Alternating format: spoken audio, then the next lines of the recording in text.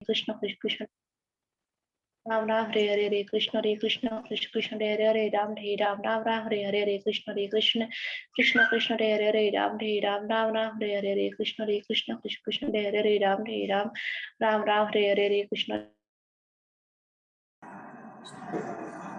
Hare Krishna. Thank you so much for participating in morning japa session. Now it's time for today's transcendental quote by our beloved Srila Prabhupada. So today is June 10 and today's quote is, a king is sitting on the throne and there is a bug. The bug and the king, they are on the same throne, but the bug and the king much different. Sitting on the same throne does not mean that they have become equal. Why? Due to the constitutional position. The bug's constitutional position is to bite only, the king's position is to rule. Although they are on the same level, the difference is great gulf of difference.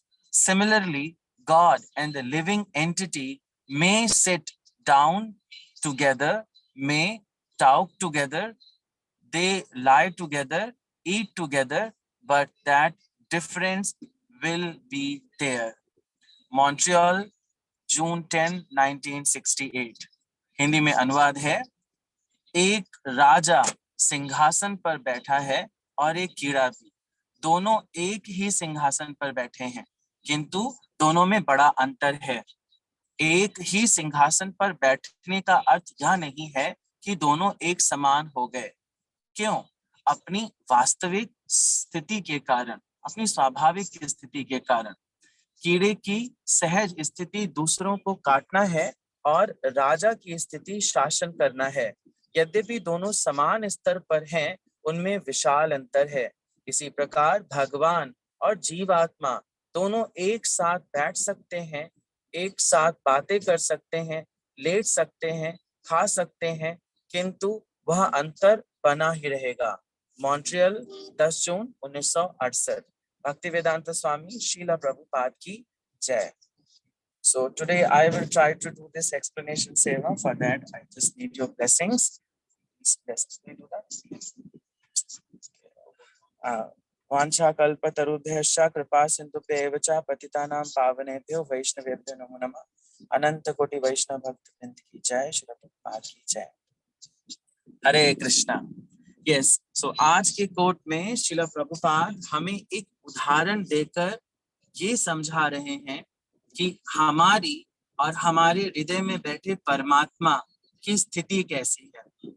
बहुत सारे जो निर्विशेषवादी या शून्यवादी philosophers होते हैं, दार्शनिक होते हैं, वो ये मानते हैं कि हमारे हृदय में भी परमात्मा है, आपके हृदय में भी परमात्मा है और हम सब परमात्मा के साथ बैठे हैं। इसका मतलब हम सब समतुल्य हैं, हम में और परमात्मा।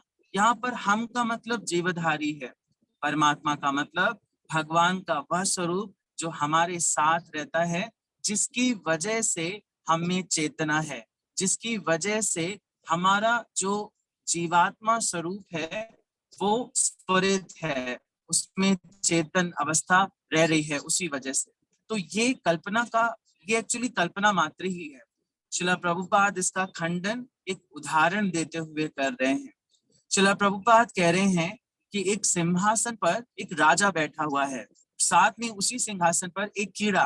जैसे आप देखो ना, कभी कभी कोई भी ऐसे सिंहासन है तो उसमें खटमल आ गया, तो एक खटमल है, तो उसी सिंहासन पर खटमल भी डेली रह रहा है और उसी सिंहासन पर राजा भी रह रहा है।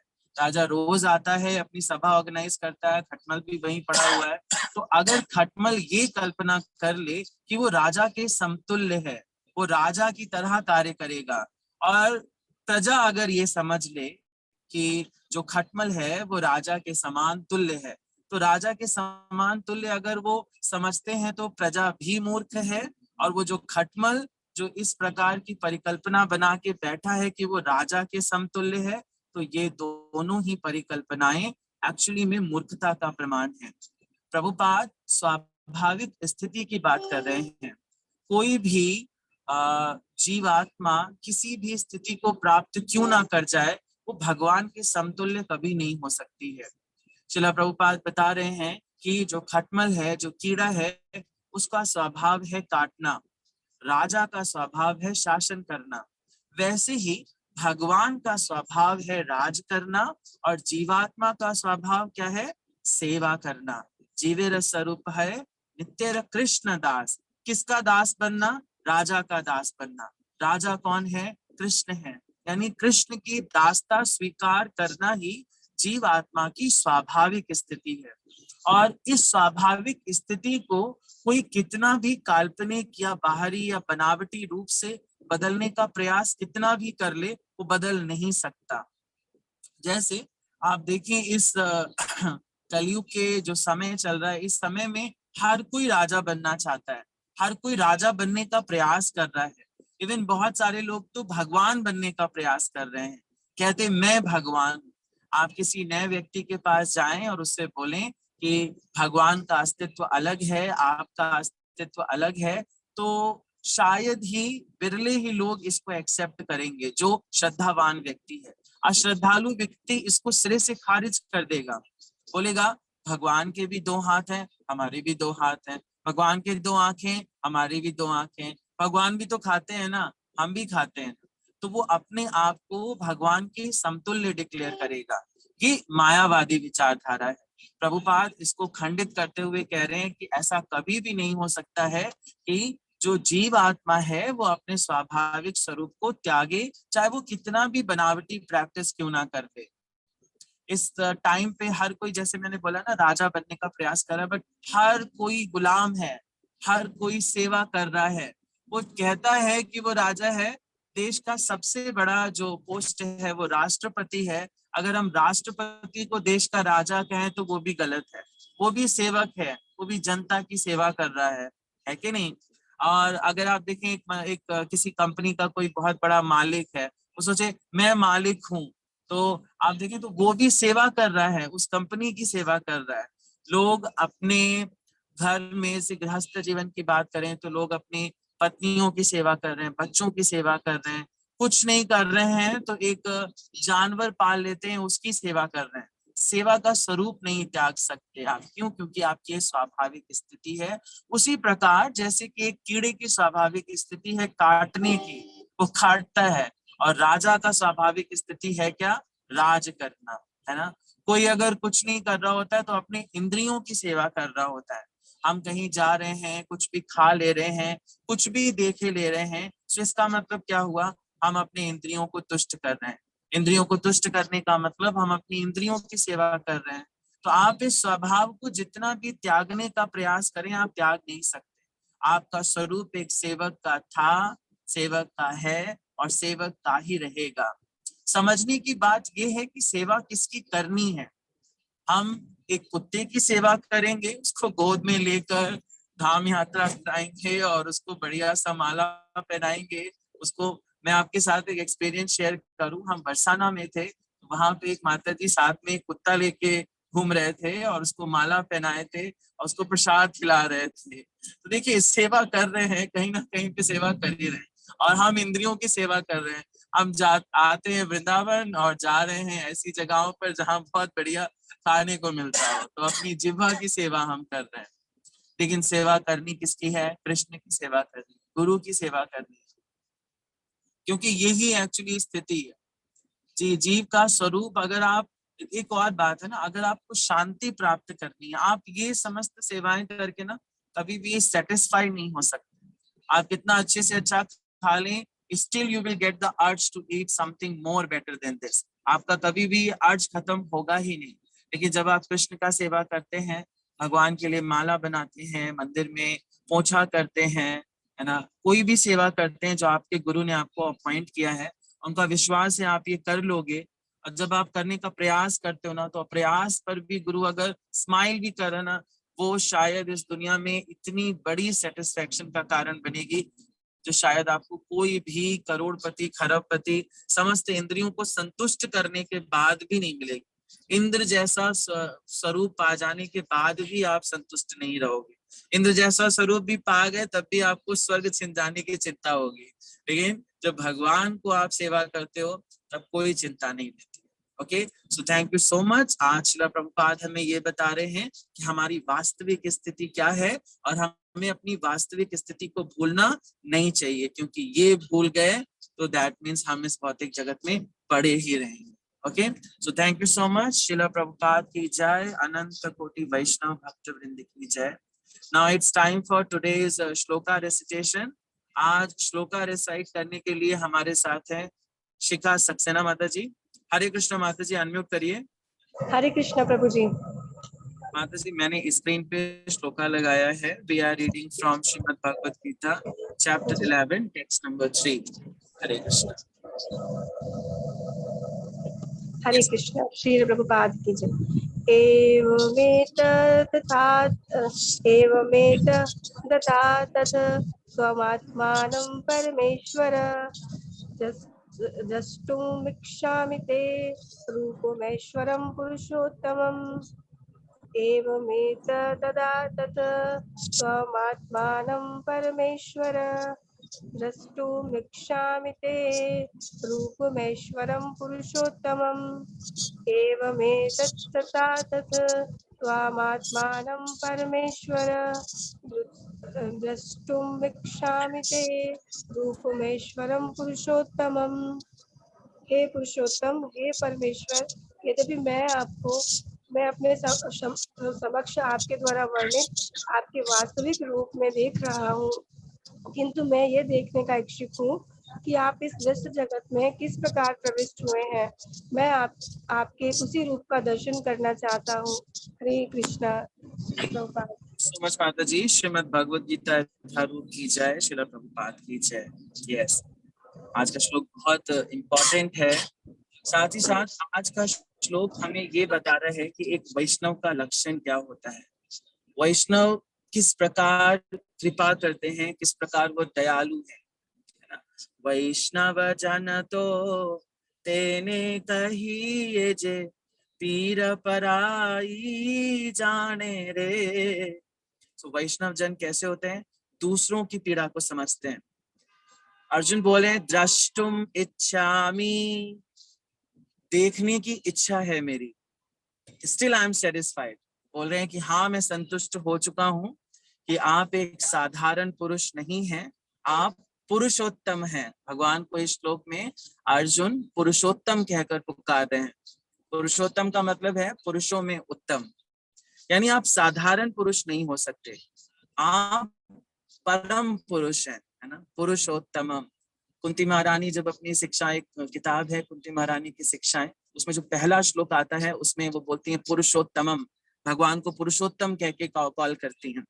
तो भगवान पुरुषोत्तम है, ये उनके डिवोटीज समझते हैं और वो जानते हैं कि भगवान की इस स्थिति को जान लेना ही एक्चुअली शांति का कारण है। दैट्स व्हाई जो भी वैष्णव होते हैं, जो शुद्ध भक्त होते हैं, वो शांति को प्राप्त करते हैं। क्यों?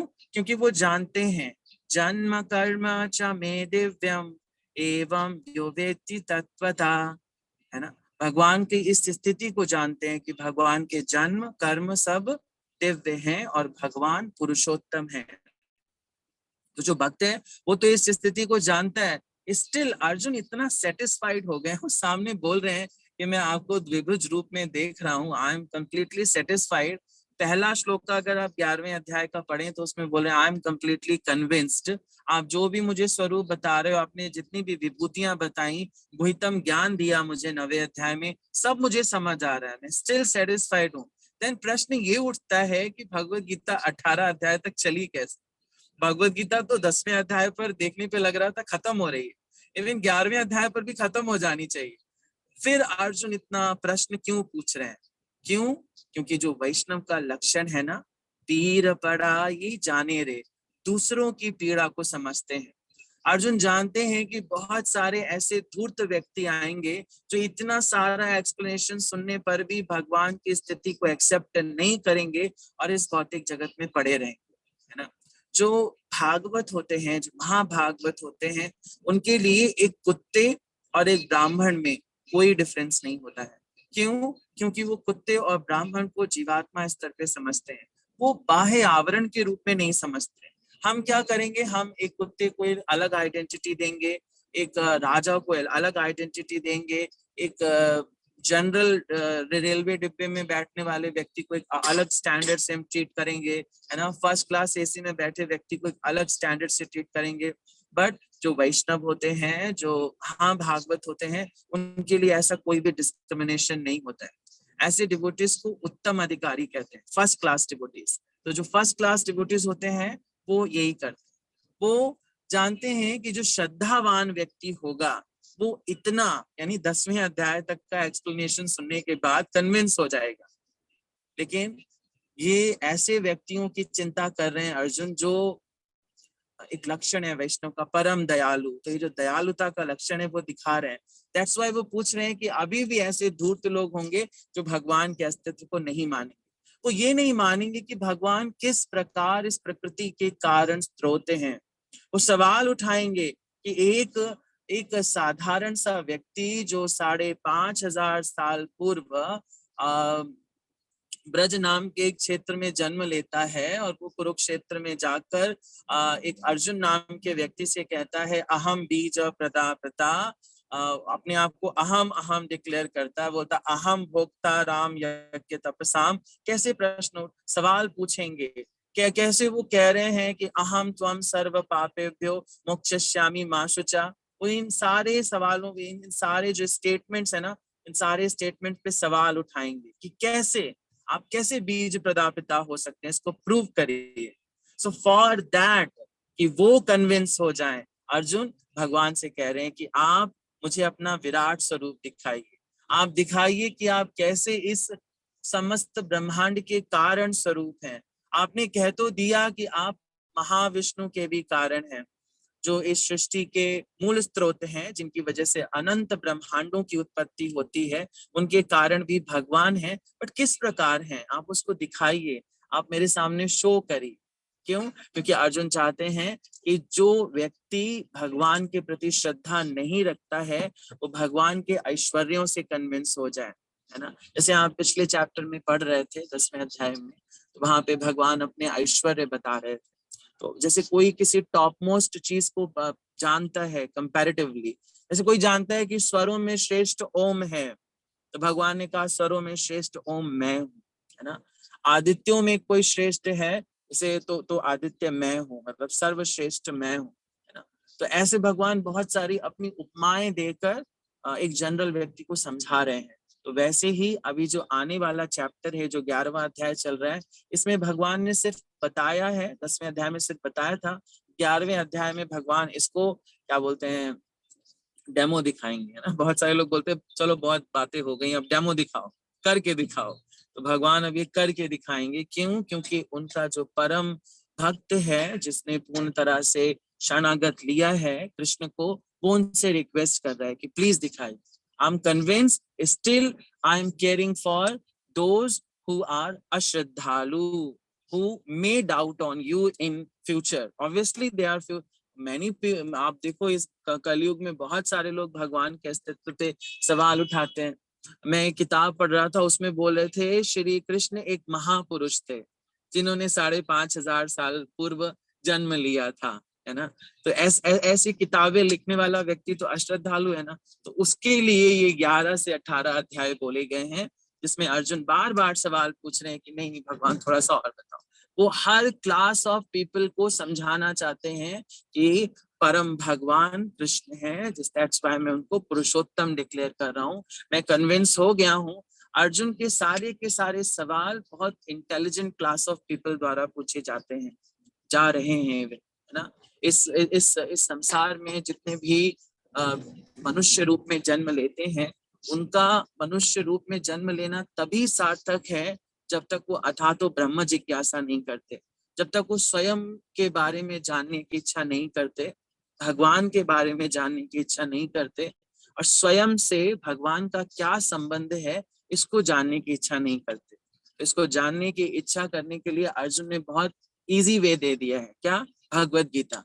भगवत गीता के हर अध्याय में भगवान से वो प्रश्न पूछ पूछ के हमारी स्थितियों को डिक्लेयर करे दे रहे हैं, हमें कुछ समझाए दे रहे हैं कि एक्चुअली में हमें प्रश्न पूछने चाहिए। तो अर्जुन इज एक्चुअली रिप्रेजेंटिंग अस। हम डाउट करते हैं भगवान, भगवान का भक्त कभी भगवान पे डाउट नहीं करता। क्यों? क्योंकि वो भगवान पे पूर्ण शरणागत होता है, उसको पूर्ण विश्वास होता है। कृष्णा तदा क्रोशदनन्यनाथा गोविंद दामोदर माधवेति, कि कृष्णा के सिवा उनका कोई अनन्य नाथ नहीं है, ये पूर्ण रूप से वो विश्वास रखता है। बट स्टिल वो सवाल पूछ रहे हैं, क्यों? Why? Because he is caring for us, the Baddha Jivas. Okay, so thank you so much. That's all I understood from today's transcendental shloka by Sri Bhagwan himself. Now it's time for the next shloka. So next shloka रहेगा text number 4 रहेगा, और text number 4 recite करने के लिए मैं opportunity दे रहा हूँ विनोद कुमार मिश्रा प्रभु जी को। हरे कृष्णा विनोद कुमार मिश्रा प्रभु जी। हरे कृष्णा प्रभु। प्रभु जी कल का श्लोका रेसिटेशन आप करोगे? ओके, सो कल का श्लोका रेसिटेशन करेंगे विनोद कुमार प्रभु जी। एंड कल के जप की बात करें, सो कल का जप कराएंगे। कल बहुत महत्वपूर्ण दिवस है, कल निर्जला पांडवा एकादशी है, और कल का जप प्री बुक हो चुका है। सॉरी टू से, बहुत सारे डिवोटीज हैंड रेज कर रहे हैं, एकादशी पे जप कराना चाहते हैं। तो मेरे को ना ये पिछले 2 हफ्ते से रिक्वेस्ट कर रहे हैं माता जी, और जप इन्हीं को देंगे, बहुत दिन से कराया भी नहीं माता जी। नाम है ज्ञानेश्वरी वर्मा माता जी। हरे कृष्णा माता जी। ठीक है, आपकी विश पूरी हो गई। धन्यवाद प्रभु जी। हरे कृष्णा। ओके, तो कल का जप कराएंगे ज्ञानेश्वरी माता जी, एंड कल का श्लोका रेसिटेशन कराएंगे विनोद कुमार मिश्रा प्रभु जी। Okay, so thank you so much. That's all we have in morning japa session from ISKCON Ayodhya. One more information. Today is the last day for the registration in Bhakta Prahlada School summer camp. आज 10 तारीख है। ज्यादा से ज्यादा आपके जो family groups हैं, जो फ्रेंड्स के ग्रुप हैं, उसमें ये मैसेज कन्वे कर दीजिए। कल एक वीडियो आया था, आप उस वीडियो को फॉरवर्ड कर सकते हो, स्टेटस पे लगाया था बहुत सारे लोगों ने। थैंक यू कविता पांडे माता जी, आप बहुत अच्छा इसको स्प्रेड कर रहे हो। ज्यादा से ज्यादा फैमिली ग्रुप्स में भी इसको स्प्रेड कर सकते हैं। Why? Because we need 200 students, है ना। अभी 200 टच नहीं हुआ है, हम अभी अंडर 100 हैं। सो हम चाहते हैं कि आज रातों रात 100 एडमिशंस और आने चाहिए, ताकि 100 बच्चे हमारे स्कूल को ज्वाइन करें। Okay, so thank you so much. Hare Krishna. Srila Prabhupada की जय। That's all we have in morning japa session. Hare Krishna. We can stop recording now, Mataji. Swati Mataji.